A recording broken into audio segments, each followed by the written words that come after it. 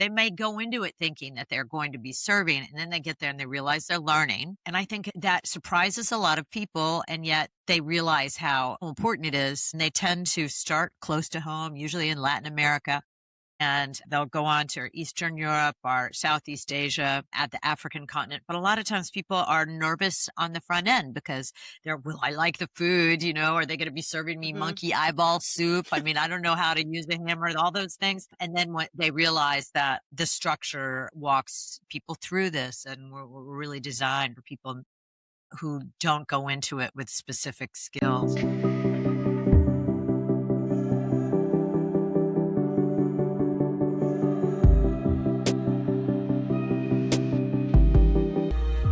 Welcome to Travel Time Stories with Shannon, the podcast where we share real journeys, real stories, and real healing happens one conversation at a time. I'm your host, Shannon, coming to you from the Lone Star State of Texas. Some weeks I open up and share pieces of my own life journey, from travel adventures to the winding road of healing and personal growth. Other weeks, I'm joined by my best friend and co-host Ann from the Show Me State of Missouri as we sit down with special guests who share their experiences, insights, and expertise to help all of us along our own journeys. I love a good adventure, but I love an adventure with purpose even more. And today we're diving into exactly that world of service travel, what it means, why it matters, and how it transforms both the traveler and the communities they serve. Our guest tonight is Kimberly Haley-Coleman, founder and executive director of GlobeAware. GlobeAware is a nonprofit that has been mobilizing volunteers for short-term service projects in over 25 countries since 2000. I also have my co-host and best friend Ann here with me. Hey, Ann. Hey, everybody. I'm so excited about today's conversation. As we say on Travel Time Stories, grab your favorite beverage and let's get into it. Kimberly, thank you so much for joining us and welcome to the show tonight.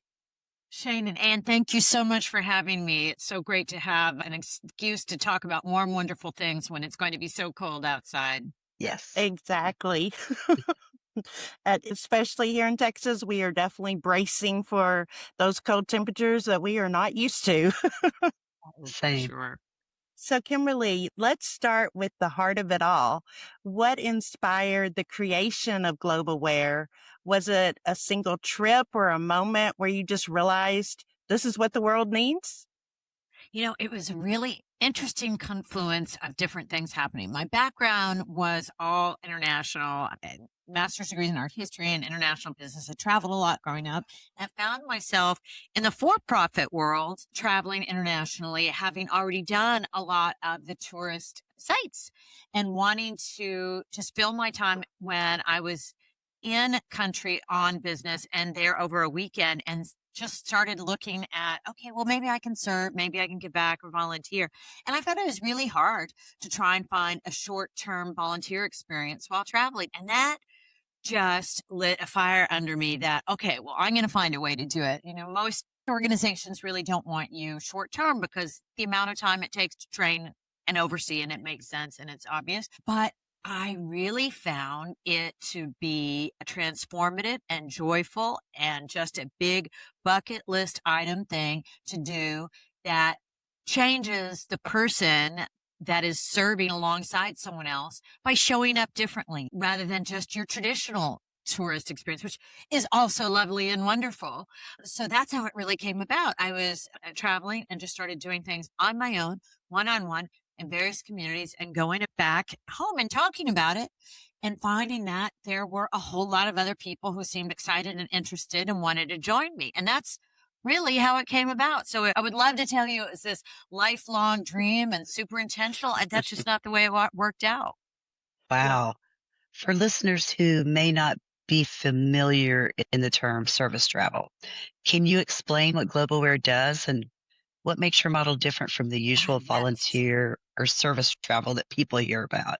I appreciate the opportunity to do it because you're right. We talk to people every day who haven't heard of it, but really it's about, yes, short-term adventures in service. So, the Peace Corps, if you've got 27 months, is a great way of doing it. Doctors Without Borders, Engineers Without Borders, there are all of these niche spaces where you can serve abroad. Usually they're longer term. But the way we do it, it's like going on a cruise in that you go to the website, you pick the date and the country, and you join 10 or 12 other people that are going to be on it.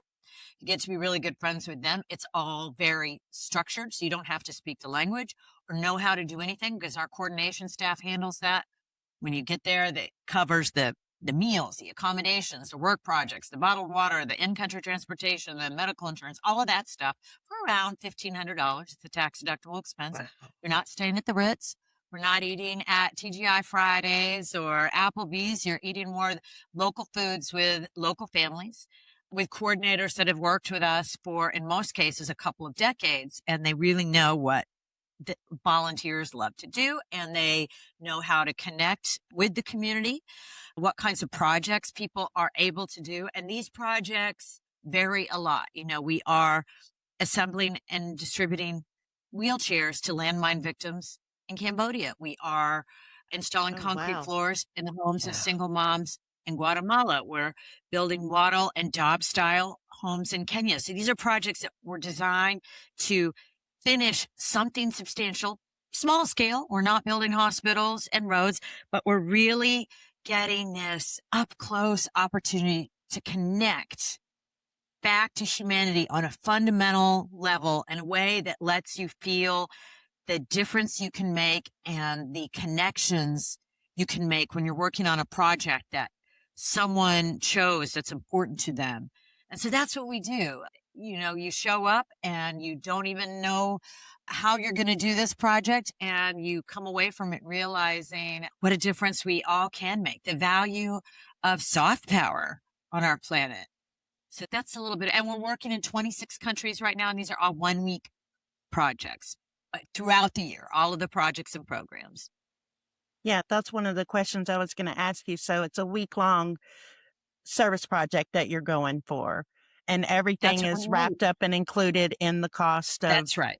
this 1 week. Yeah. And Wow, you that's know, we amazing. usually start on a Sunday and we end on a Saturday. So again, these are designed to be short and fit in with the typical busy American lifestyle. So, Australians usually start out with 6 or 7 weeks vacation. We work really well with an American lifestyle that just may not have several weeks to give, but they still want to do. And I left out that we include the cultural stuff too. Our program in Peru is in Cusco. People are going to see Machu Picchu in the Sacred Valley. They're going to do all the things. Our focus just happens to be service. So, for about 30 hours of the week, we're doing the service project, and then we're still doing the fun cultural stuff. And then we have some free time throughout the week as well. So it's designed to be all inclusive in that sense. Wow. Wow. I love that. That's amazing. And that cost is like on point for just about anybody can afford. Anybody. Yeah. I mean, that's what you're going to spend, like you brought up about a cruise. It's easy like a cruise to book. The cost that's the same as what you're going to spend on a 7-day No. cruise. And Yep. again, these are, we tend to be in fairly modest accommodations. You're not going to be staying at a 5-star hotel, but it is a tax deductible expense because most of the funding is going toward paying for the materials and all the local staff that is working alongside us and teaching us how to do everything. Because we really don't want to replace jobs locally. We want to make sure that the communities are always warm and welcoming and happy to see us so that it's a win-win-win all the way around. And really, our coordinators, they're the secret sauce because they are from the local communities and really understand the needs and wants, the safety picture for everybody. And they know what gets volunteers really engaged. And so they're really our constant feedback because it's our coordinators that make the experience so magical. Yeah. Well, there can be a lot of debate around helping communities responsibly. So, how does So GlobeAware true. ensure that the programs are ethical, culturally sensitive, and community driven instead of just outsider driven? Well, you just said it. making sure that the projects are chosen locally and that the methods being used are the local methods, because there's always a ton of reasons on why local communities have chosen to do. I'll give you an example. In Kenya, where we're building these wattle and daub style homes, they have the framework is made with stripped limbs, and then we have a mud mixture that we mix alongside everybody that fills the walls. It's really thick. And then the silt that's kind of got this really fine sand and ash and mud combination that goes on the outside. There's a reason it really keeps the heat out. It's a very long lasting, very durable housing style. So if we're doing things responsibly, it means we're doing things the local way. And it means that we are learning. We are not coming in as heroes. And we are also not working with vulnerable populations in the sense of having, for example, orphans with volunteers one-on-one. There have been a fair number of stories about a decade ago where a variety of organizations weren't doing things responsibly and people were hurt. And we cannot be everywhere there is extreme need. We can't be in Darfur, Somalia, Afghanistan, Palestine. These are places where we've really got to, because we're not a paramilitary organization, we've got to keep our volunteers safe. We're not operating where there's a disease outbreak or where it's war torn. We're not handling bodily fluids or high on ladders. We have all sorts of things that we look for in terms of making sure that a program location and a project will be a good fit. So it starts with the local grassroots organization existing to the point they've already identified whatever their core needs are and how they want to address them.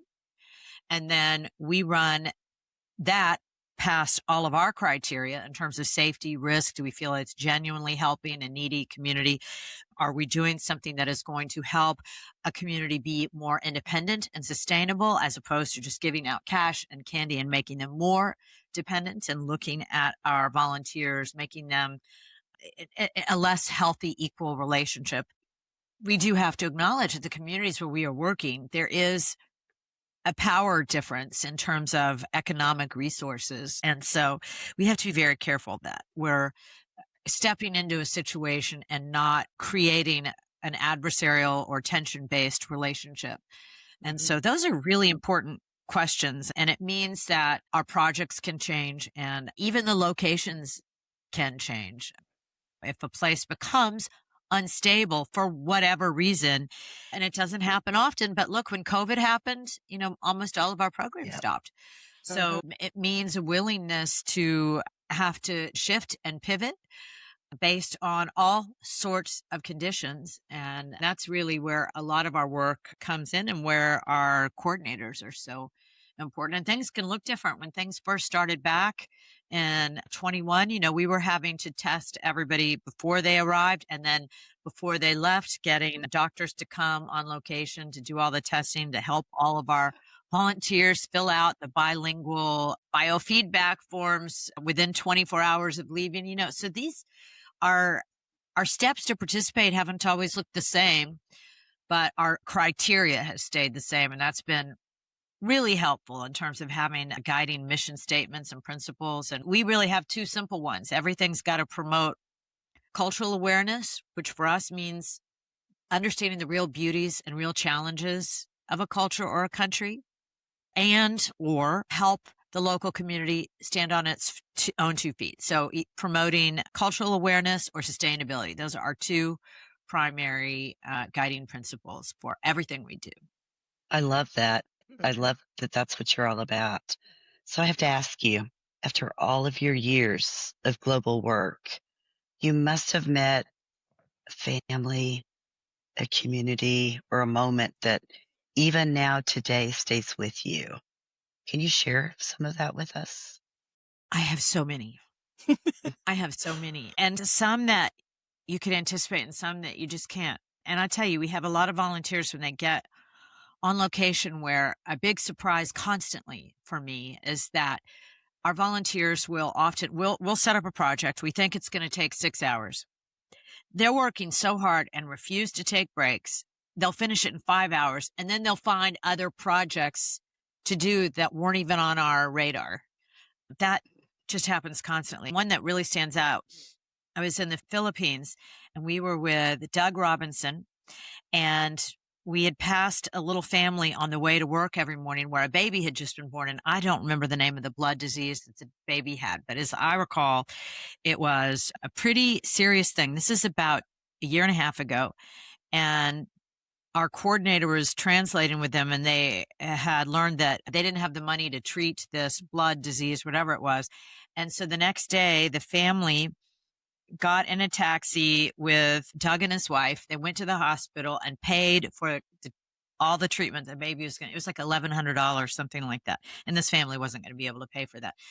Things, situations like that we did not anticipate. And then, every time you give out a wheelchair and you look at the eyeballs of the parents of that child who was already envisioning a future for that child before the child was maimed, and me as a parent looking at another parent's eyes, being a mother who has my own fears and hopes for my children who are now grown and out of the house, and looking at the mother of a child, knowing that you could have written a check to pay for that wheelchair, but showing up and sharing that time with that mother so that she knows she matters and feels that her family was worth connecting personally with over that. And then me and other volunteers coming home and feeling like our perspective on life and the globe and the culture is now changed, and how we view the world has changed, and how we care about it has changed. And then it's really hard to put a price tag on that experience, how we change. And this is an experience where, there are certain travel experiences where people will bring a best friend or a significant other. This kind of travel, we have a lot of solo travelers, retirees, multi-generations that will travel together. So it's really an unusual kind of experience from that perspective. People are approaching it with curiosity and humility more than expertise, and not knowing if they're bringing, a grandchild and what the grandchild might be bringing to it. They may be a teenager that is spending a lot of screen time doing video games and not feeling like they are making much of an impact on this planet, and feeling like they're a bystander. And somehow having an experience like this where the local community doesn't have screens, and we're able to go and put a concrete floor in the home of a single mom who is living in a shelter made out of cardboard and whatever refuse she could find without running water. If you're a 12-year-old and you witness that, and you have pumped water and carried it over in a bucket to mix the concrete and seen what a difference it makes, all of a sudden you don't feel so powerless and so insignificant. I feel like our culture has a lot of great things, and we have challenges. And right now, I feel like our young people, making them feel connected and that they matter, it can be harder because they're looking at these comparative, curated screens of life that isn't necessarily real. So these are things that we weren't necessarily thinking about when we would create our experiences, but they've definitely been an outcome. So when I think about the experience I've had, oftentimes it's seeing what the other fellow volunteers' kids are experiencing. Now that they're turning water off between brushing their teeth when they used to take 45-minute showers because they hadn't understood the importance of running water. There are lots of different things that come to mind. I could talk to you all day about that. That's why we do it. And the joy, I have to say there's an unexpected joy that comes with it that you don't necessarily think you're going to get going into experiences where you're serving at this level. Oh, I imagine you feel so good at the end of a day when you've helped somebody like that. Yeah. And like you say, being able to do it face to face and really get to know that person versus just writing a check and never seeing what happens on the other end with that check. Yeah, I can't say that enough times. And I have to say that our coordinators, as I mentioned before, they're kind of the bedrock of all of this. And because they start every day with a cultural exercise and they end every day with a reflective exercise, telling you something about that country that a tourist just wouldn't be likely to learn. And then discussing reflectively, a kindness that was observed or something that asking what you might be grateful for today that you hadn't thought about yesterday. These, our coordinators are really the reason that these experiences hit home so deeply. While the projects are meaningful, the locals would do them without us. They may not have the money to do all of it. They may not be able to use the metal chimney that we're doing, but they're better and faster at everything. And this is why I say it's so important for people. They may go into it thinking that they're going to be serving, and then they get there and they realize they're learning. And I think that surprises a lot of people, and yet they realize how important it is, you know. And we Hmm. struggle with the words, words like voluntourism and service vacation and volunteer vacations. These are words that have had different meaning and had a real evolution over the last 25, 26 years. And when people are new to the experience, it takes a lot of words to try and give people a picture of what this is. It's a struggle, but fortunately, when people do it, usually it lights a real fire in them, and they tend to start close to home, usually in Latin America, and they'll go on to Eastern Europe or Southeast Asia, at the African continent. But a lot of times people are nervous on the front end because will I like the food? Are they going to be serving me Hmm. monkey eyeball soup? I mean, I don't know how to use a hammer, all those things. And then when they realize that the structure walks people through this, and we're really designed for people who don't go into it with specific skills. Yeah, that's really wonderful. And I like the fact that yours is like a group, like a small group that goes together Yes, versus me too. just, somebody like two people going on their own to do a service project or whatever. I like the fact that it's a group thing. Yeah. That helps put It's a people at great way ease of too. meeting like-minded people. Yeah. Yeah. Mhm. I also feel like, it's important. We feel that this doesn't replace the service that we believe everybody should be doing at home. That service starts at home. Mhm. Occasionally we'll get angry email asking why we're helping people in other countries when there's still needs in North America. I think a lot of times that comes from people who may not recognize some of the relativity that's different. You can be middle class economically in Cambodia and not have running water or electricity. And you can be below the poverty line in the US and have access to running water. These are some relative things, but it doesn't mean we shouldn't be first and foremost helping people in our backyard, our neighbors, and supporting our family first and foremost. And because there is a carbon footprint by the time you get on an airplane, we hope that the projects we're doing are that it's hitting, not just leaving behind something really wonderful for the local community, but again, that the volunteers are going home significantly changed as well. Yeah, I think you go and do something like this and maybe you weren't really service minded beforehand. You go and do something like this and have this experience and see how it changes and also make you recognize how much grateful you should be and how blessed Yes, we are here in America versus other So true. countries. And then you come back home and that prompts you to want to do more in your backyard. Yeah. There mhm, is that emotional impact. It's got a healing Hmm. impact. For some people, it's grounding. It can sometimes be unsettling to see a poverty divide, but it cracks something open. And once that happens, it's really hard to unsee it, and yet the real beauties that people will often experience, they will be unused to seeing human beings' faces instead of seeing them look at a screen. In Cuba, everybody's looking at each other. The interaction, the amount of time people spend on their faith with their friends and family outside of the United States, you might not know how different that is. That's a real Hmm. beauty in many countries that you might not see or notice or understand if you're just going as a traditional tourist. And, a real challenge they might see is, if someone has a heart attack in rural Guatemala, they usually don't have the money or resources to get to a clinic or a hospital. Of course, we pay for all that for our volunteers. And you can see that that's very different. What a privilege that is, and a real challenge for the local communities. And again, that's not something you would necessarily fully appreciate if you're being disgorged from a cruise ship as one of 5,000 people to be in Venice for the day. yeah, Yeah, I'm exactly. not saying people shouldn't do that. I'm just saying this is a different experience and a different way of experiencing the world. Exactly. People here in America don't realize that in other countries, eh, you don't just call an ambulance and they come and pick you up and, take you to the Yeah. hospital and you get treated whether you can pay or not pay or whatever, like we have here in America. Yeah, I agree. And then there are times when, you know, I think people are shocked when they realize how many doctors there are in Cuba.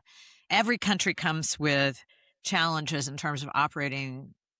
And that's one where, because of our government relationship, we're very tightly constrained in terms of what we can do. And yet here is this Mhm. country that they've got such a high education level and almost no resources. You struggle to find Tylenol or a needle and thread. And we have, that's not an issue for us here. You go into the grocery store and there's not just one type of Tylenol. You've got, a choice. And yet they've got so much time and such a high level of education. And that's something we don't have, is a lot of free time or cheap and easy access to higher education. So those are the things that we really hope people are able to get a feeling for, so that they can question whatever defaults they might think are at the core of humanity.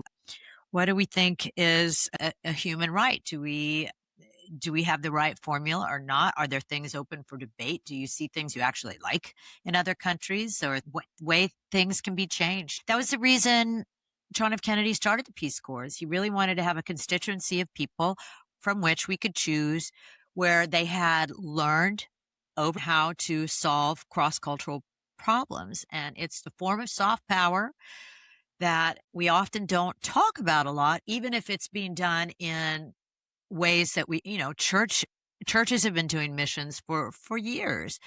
And Mhm. again, there are very specific Doctors Without Borders and Engineers Without Borders, and a lot of student organizations that see the benefit of service travel. For some reason, it had somehow missed other pockets, other demographics. And so we've been delighted to see that it's something that has certainly been embraced over the years, and particularly by employers who will often do, because we're a 501c3, contribution matching. So they'll often pay for half of the cost for their employees to go on a program, or they'll allow them to take volunteer paid days off instead of taking vacation.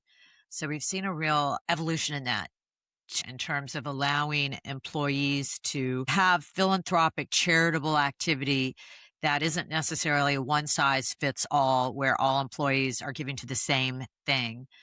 It's been great to see. That's a great idea. I had never thought about that, but that's a great idea for companies. Really great idea.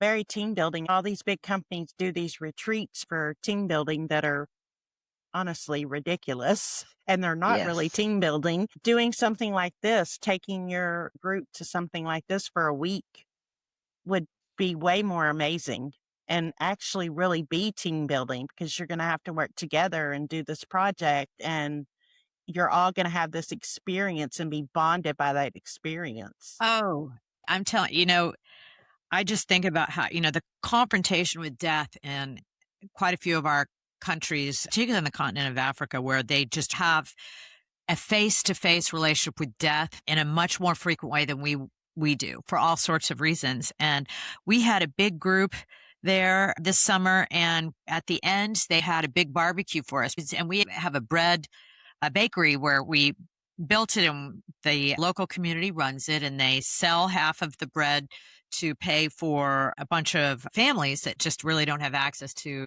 another way to support themselves. And then they give the rest of the bread away. And at the end of that week, they had a big barbecue for us. And when the volunteers saw all of that food and knew how hungry they were, none of the volunteers would eat and just gave the whole barbecue to the community. And it was really an unexpected, touching thing to I love see. And that. in terms of bonding together, again, it was a surprise, and it was something they all decided really spontaneously to do together. And they're never going to forget that. Yeah. It was a big celebration, lots of music, lots of dancing. And they decided they were going to eat whatever granola bars and whatever they could find at the little kiosk stores near our accommodation, rather than eat this big fancy meal that they knew would be such a special treat for the community. Wow. Wow. Really special. Yeah, I love that. Hmm. That's That's great. amazing. So, what's something that most people don't see about running an organization like this? What challenges have you faced? Good Lord, so many. COVID was probably the biggest one because it impacted all of the programs. But something that is unexpected, and that's such a good question, is the cultural differences impacting the work schedule. Because our volunteers usually come from this background so focused on productivity as a guiding principle. And in many of our local communities, that isn't necessarily foremost in their minds. That if it's raining, stopping and having a coffee is often a more reasonable response in Costa Rica than working. So we're straddling these two worlds where we know our volunteers are going to want to work, work, work, work, work. And the local community is like, yeah, work's important, but so is interacting with each other. And so finding that balance, making sure that the locals understand, yes, they really are coming to work and they really do want to do as much as possible. It can be a head scratcher for them. And also because in a lot of countries, a lot of European countries where most service work is something that is carried out by government entities. So they don't necessarily think of private entities to do this kind of work. It can be perplexing for them. So when you ask about what can be unexpected in terms of running a program like these, that managing those expectations so that there's plenty of work for the volunteers who want to just keep working past the scheduled time, and managing the expectations of the local community so that we're coming together in a harmonious way. Wow. You've traveled so widely, Kimberly. Is there one GlobeAware destination that personally moved you and why? I normally answer that it's wherever I've just come from or wherever I'm about to go. I love the African continent. I love South Africa, India, places that make me look at the world differently and ask, why do they do this way? Why don't they use traditional street addresses in Costa Rica when they mail something to someone? How does that work? How is that even possible? How is it that in Thailand, the most offensive thing you can do is show impatience or anger? And we're in a pretty impatient society. So these are two widely divergent expectations for behavior. And how did they get there? What does that mean? So countries that help me reassess myself are what I'm most drawn to. I still love going to Western countries and to Europe and seeing churches and museums, but it does feel different to me when I get a chance to have that global mind shift and learn. Travel as a mirror, travel as, like Rick Steve says, he sees travel as a political act, as a way to let other people see us in a humanitarian way and not just as a consumer. And that's really very much how we operate. He likes to say that I gave a keynote address with him last year, and it was interesting because he talked about how when he first started his company, he was trying to get people to think beyond Orlando. And now Europe has such a healthy travel market that his last few years have been really focused on looking beyond Europe, even though he doesn't run any programs there. He feels that before you bomb people, it would be good to know them. And oftentimes when you know them, you don't feel like bombing them. You'll look for other ways.